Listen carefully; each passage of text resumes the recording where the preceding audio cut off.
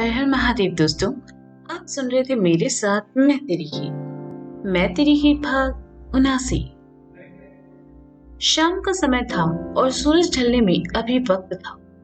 मुन्ना गौरी के साथ इंदौर की बहुत ही खूबसूरत जगह चौरल डैम आया।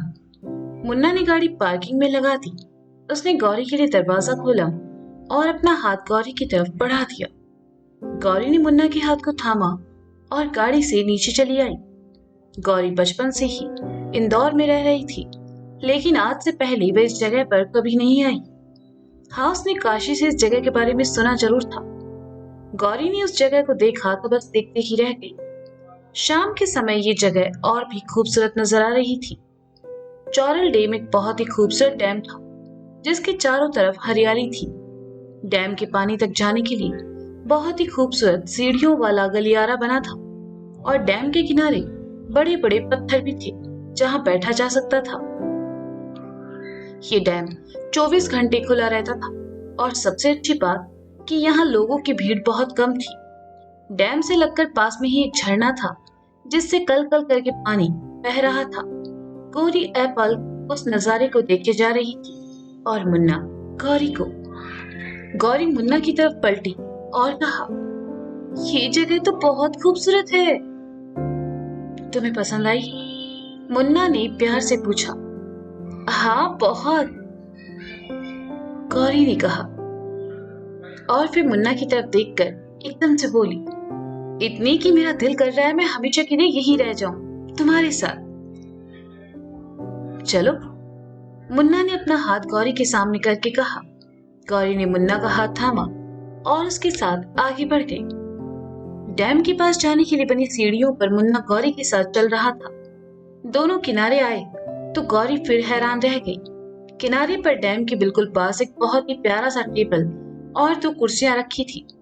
ये इंतजाम मुन्ना ने डैम के पास बने रिजॉर्ट से करवाया था। गौरी तो यकीन ही नहीं कर पा रही थी कि मुन्ना उसके लिए ये सब कर रहा है। मुन्ना ने गौरी के लिए कुर्सी खींची और उसे उस पर बैठाकर खुद अपनी कुर्सी पर आ बैठा। वेटर उन दोनों के लिए जूस रखकर चला गया। दोनों ने अपना अपना ग्लास उठाया और एक दूसरे को देखते हुए पीने लगे। मुझे यकीन नहीं हो रहा मान, ये सब तुमने मेरे लिए किया है। मतलब आज से पहले ये रोमांटिक लड़का कहाँ था? गौरी ने जूस पीते हुए कहा। मुन्ना धीरे से मुस्कुराया और कहा, कुछ चीजें वक्त के साथ अच्छी लगती है गौरी, और हमारे दिल में तुम्हारे लिए जो भावनाएं हैं वो धीरे धीरे जाहिर होगी। और ऐसा क्यों? गौरी ने अपनी पलकें झपकाते हुए कहा, क्योंकि हम चाहते हैं तुम्हारे लिए ये भावनाएं हमेशा यूं ही बनी रहे। हमारा मन कभी तुमसे और तुम्हारे साथ से ना भरे। मुन्ना ने गंभीरता से कहा, लेकिन मैं तुम्हारी तरह नहीं हूं मान। मैं तुम्हारे लिए अपना प्यार छुपाना भी चाहूं तो नहीं छुपा सकती। मेरी फीलिंग्स तुम्हारे लिए जाहिर हो जाती है, गौरी ने कहा। क्या करूं, हमें अच्छा लगता है जब तुम कहती हो कि तुम हमें पसंद करती हो, मुन्ना ने कहा। ओह, तो तुम चाहते हो मैं तुम्हारी तारीफ करूं? गौरी ने शरारत से मुस्कुराते हुए कहा। हर लड़का चाहता है कि उसकी होने वाली पत्नी उसकी तारीफ करे। हम भी चाहते हैं, मुन्ना ने कहा। तुम बहुत अच्छे हो, गौरी ने कहा। और मुन्ना ने प्यार भरी नजरों से गौरी को देखते हुए कहा, और तुम बहुत स्मार्ट भी हो। इनफैक्ट फॉर्मल कपड़ों में तुम ज्यादा हॉट लगते हो, गौरी ने कहा। और मुन्ना ने एकटक गौरी को देखते हुए कहा, तुम्हारी आंखों में एक अट्रैक्शन है जो मुझे तुम्हारी तरफ खींच लेती है, फिर चाहे मैं तुमसे कितना भी नाराज रहूं, गौरी ने गंभीरता से कहा। थैंक यू, और मुन्ना ने कहा। मुन्ना का यूं एकटक देखना गौरी के दिल को धड़का रहा था। उसने मुन्ना से नजरें हटाते हुए कहा, और तुम बहुत समझदार, शांत और सिचुएशन के हिसाब से खुद को ढाल लेते हो। और मुन्ना ने फिर पूछा। गौरी एक बार फिर मुन्ना की आंखों में देखने लगी और कहा, और जब तुम बोलते हो तो मुझे तुम्हें सुनना बहुत अच्छा लगता है। मैं तुम्हें पूरा दिन सुन सकती हूँ, पर जब तुम खामोश होते हो तो तुम्हारी आंखें बात करती है। और मुन्ना ने अपनी पलकें झपका कर कहा, और जब तुम मुझे ऐसे देखते हो तो मुझे समझ नहीं आता मैं तुमसे आगे क्या कहूँ। मेरा दिल बहुत तेजी से धड़कने लगता है, गौरी ने खोए हुए स्वर में कहा। और मुन्ना ने गौरी की उंगलियों को धीरे से अपनी उंगलियों से छूकर कहा। एक कंपन गौरी को महसूस हुआ और उसने अपना हाथ पीछे खींचकर कहा, और अगर तुम मुझे ऐसे ही देखते रहे ना तो मुझे तुमसे फिर से प्यार हो जाएगा मान। इस बार मुन्ना ने अपनी नजरें गौरी से हटा ली और धीरे धीरे हंसने लगा।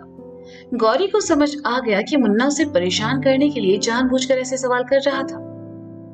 तुम बहुत बुरे हो, गौरी ने कहा और उठकर चली गई।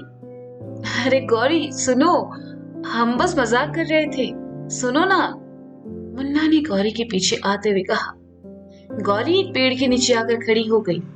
वह गौरी के पास आया और कहा, हम बस मजाक कर रहे थे, तुम्हें बुरा लगा? तुम्हें पता है मैं तुमसे नाराज नहीं हो सकती, लेकिन तुम्हें फिर भी मुझे मनाना होगा, गौरी ने अपने हाथों को नचाते हुए कहा। ऐसे माफी मांगे तो हमें माफी मिलेगी, मुन्ना ने अपने दोनों हाथ से अपने दोनों कानों को पकड़कर कहा। गौरी ने देखा ऐसा करते हुए मुन्ना बहुत प्यारा लग रहा था। उसने मुन्ना के हाथों को नीचे किया और कहा, अब ऐसे माफी मांगोगे तो कोई भी माफ कर देगा। अच्छा इस धागे को खींचो, मुन्ना ने पेड़ से लटकते धागे की तरफ इशारा करके कहा। गौरी ने जैसे उसे खींचा, बहुत सारे सफेद फूलों की पंखुड़ियां उस पर और मुन्ना पर गिरने लगी। ये भी उस रिसोर्ट का एक थीम प्लान था जो मुन्ना ने गौरी के लिए प्लान करवाया था। गौरी का चेहरा खिल उठा, वह खुशी से कूदने लगी और मुन्ना प्यार से गौरी को देखने लगा। काशी अंजलि को साथ लेकर शक्ति के घर चली आई। उसने डोरबेल बजाई, दरवाजा शक्ति ने खोला और काशी के साथ अंजलि को देखकर थोड़ा सरप्राइज हुआ। शक्ति ने दोनों को अंदर आने को कहा। अंदर आकर अंजलि ने शक्ति के सामने अपना हाथ बढ़ाया और कहा, हेलो जीजू, काशी दी क्या मिल गई, आप तो मुझे भूल ही गए। भूलिए मत, आपकी लव स्टोरी में मेरा सबसे इम्पोर्टेंट रोल था। आपको हम कैसे भूल सकते हैं, आप हमारी इकलौती साली साहिबा है। बताओ क्या पियोगी, चाय कॉफी या बॉर्नविटा? शक्ति ने अंजलि को छेड़ते हुए कहा। क्या जीजू, मैं अब बच्ची नहीं हूँ जो बॉर्नविटा पीऊंगी।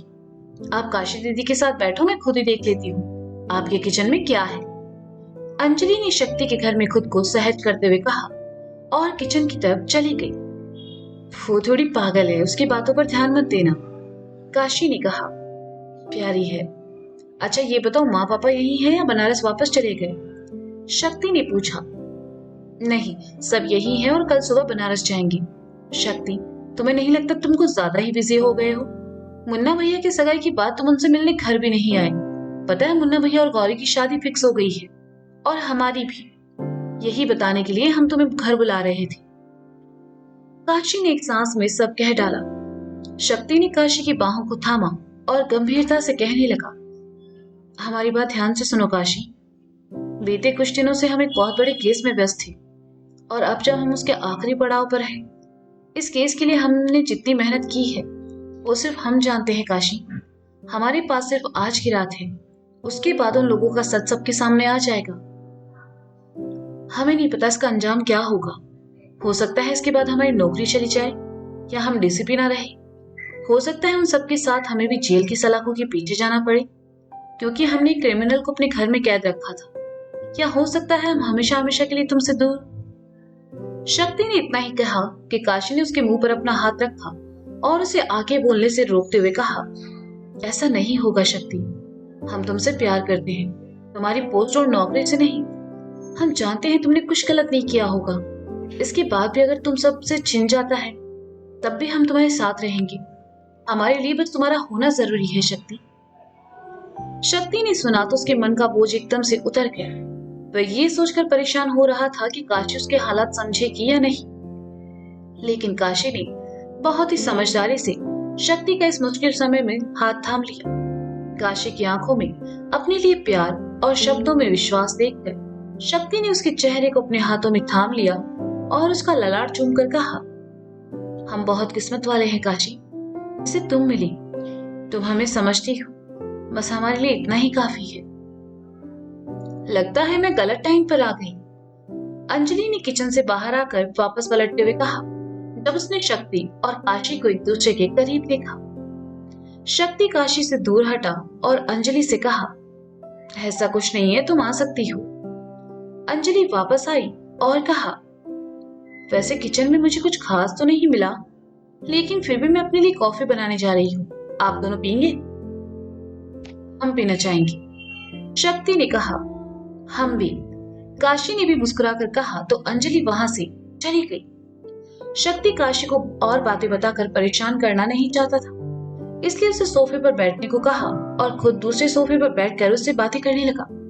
बातों बातों में काशी एकदम से सीरियस हो गई और कहा, शक्ति, माँ और पापा चाहते कि मुन्ना भैया और गौरी की शादी के साथ साथ हमारी शादी भी हो जाए। तुम्हें कोई ऐतराज तो नहीं है ना? वो तुमसे पूछे बिना ही हमने हाँ कह दिया। शक्ति गंभीरता से एकटक काशी को देखते रहा, जिससे काशी के मन की उलझन और बढ़ गई और उसने कहा, तुम हमें ऐसे क्यों देख रहे हो? क्या तुम हमसे शादी करना नहीं चाहते? तुम कहोगी तो हम तुमसे कल ही शादी कर लेंगे काशी। शादी इंपॉर्टेंट नहीं है, तुम्हारा हमारे साथ होना इंपॉर्टेंट है।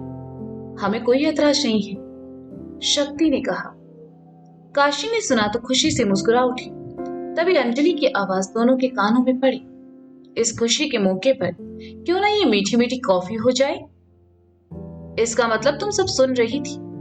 काशी ने अंजलि को घूरते हुए कहा। ना बाबा ना, गंगा मैया की कसम मैंने कुछ नहीं सुना, सिवाय जीजू की लास्ट लाइन की। हमें कोई ऐतराज नहीं। हाउ स्वीट ना जीजू। अंजलि ने अपना कप लेकर काशी के बगल में बैठते हुए कहा। अच्छा, मतलब सिर्फ शक्ति स्वीट है, हम नहीं? काशी ने झूठ मूठ कर नाराज होकर कहा। अरे आप तो डबल स्वीट हो, अंजलि ने काशी को साइड हक करके कहा और तीनों हंसते बातें करते कॉफी पीने लगी। आज शिवम और बाकी सबका इंदौर में आखिरी दिन था। कल सुबह उन्हें बनारस वापस जाना था, इसलिए सबने बाहर खाने का प्लान बनाया। आई तो घूमने के नाम से ही खुश हो गई और आई के साथ साथ मुरारी की ख्वाहिश भी पूरी हो गई। बेचारा जब से इंदौर आया था बंधा बंधा घूम रहा था। अधिराज जी घर 2 बड़ी गाड़ियां खड़ी थी। मुरारी ने तय किया कि सभी बोरिंग लोग एक गाड़ी में जाएंगे और बाकी एक गाड़ी में। उसके हिसाब से शिवम, अधिराज जी, बाबा, सारिका और अंबिका जी गंभीर लोग थे, इसलिए मुरारी ने उन्हें एक साथ गाड़ी में रवाना कर दिया। गाड़ी अधिराज जी चला रहे थे और बाबा उनकी बगल में। सारिका खुश थी, उसे अपने माँ के साथ वक्त बिताने का मौका मिल गया। और बाबा अधिराज जी का रिश्ता वो तो पहले से ही दोस्ती वाला था, वे भी खुशी खुशी उसी गाड़ी में चले गए। मुरारी के चेहरे पर विजय भरी मुस्कान देखकर आई ने कहा, कार्य मुरारी, जब फुलझड़ी के जैसे तुम्हारा चेहरा इतना चमक कह रहा है, अब का कांड किए हो? अरे हम का अपने नाम के आगे कांडी लगाकर घूमते जो हर बात में कांड ही करेंगे। हम तो ये लिए खुश हैं कि हम सब एक गाड़ी से चलेंगे, मुरारी ने कहा। चलेंगे तो तब ना मुरारी, जब गाड़ी में बैठेंगे, अनु ने कहा। गुलाबी रंग की झीनी साड़ी में अनु बहुत सुंदर लग रही थी। मुरारी ने देखा तो बस देखता ही रह गया और धीरे से बड़बड़ाया, का लग रही हो, मतलब महंगे वाली स्ट्रॉबेरी लग रही हो कसम से। का मुरारी, अपनी ही मेहरारू को छेड़ रहे हो, कोनो लाज शर्म नहीं है का? आई ने मुरारी को सुनाते हुए कहा और गाड़ी में जा बैठी। अच्छा होता इनको भी उसी गाड़ी में भेज देते, रास्ते भय हमारे कानों में गेहूं बोएंगे जी। मुरारी ने बड़बड़ाते हुए ड्राइवर सीट का दरवाजा खोला और अंदर आ बैठा और जैसे ही गाड़ी स्टार्ट की, बगल वाली सीट पर वंश आकर बैठ गया। ओ भैया, तुम किधर? तुम तो साथ जा ही नहीं रहे थे, मुरारी ने कहा। आप सब लोग जा रहे तो मैं अकेला यहाँ क्या करूंगा, बोर हो जाऊंगा ना। अब चलो, देर हो रही है, वंश ने कहा। मुरारी वंश को साथ देखकर हैरान था, लेकिन अनु, आई और राधिका बहुत खुश थी। राधिका के पति की तबीयत थोड़ी खराब थी, इसलिए वे भोला के साथ घर में ही रुक गए। गाड़ी में कोई पुराना गाना चल रहा था, जिसे सुनकर वंश ने कहा, क्या चचा बोरिंग गाना चला रखा है, कुछ ढंग का लगाओ ना। वंशवा, वो गाना लगाओ, तोहरा राजा जी के दिलवा टूट जाएगी, पीछे बैठी आई ने कहा। मुरारी ने सुना तो गाड़ी को एकदम से ब्रेक मारा। बेचारी आई, अनु और राधिका तीनों आके गिरते गिरते बची। अब क्या है ना कि मुरारी के साथ साथ आई का टेस्ट भी मेरे जैसा ही है गानों के मामले में। तो ये था मैं तेरी हीर भाग 79। इसका अगला भाग सुनेंगे जल्द ही। तब तक के लिए शुक्रिया। Bye bye. अपना ख्याल रखिए और हाँ, सुनते रहें मैं तेरी हीर। Bye bye.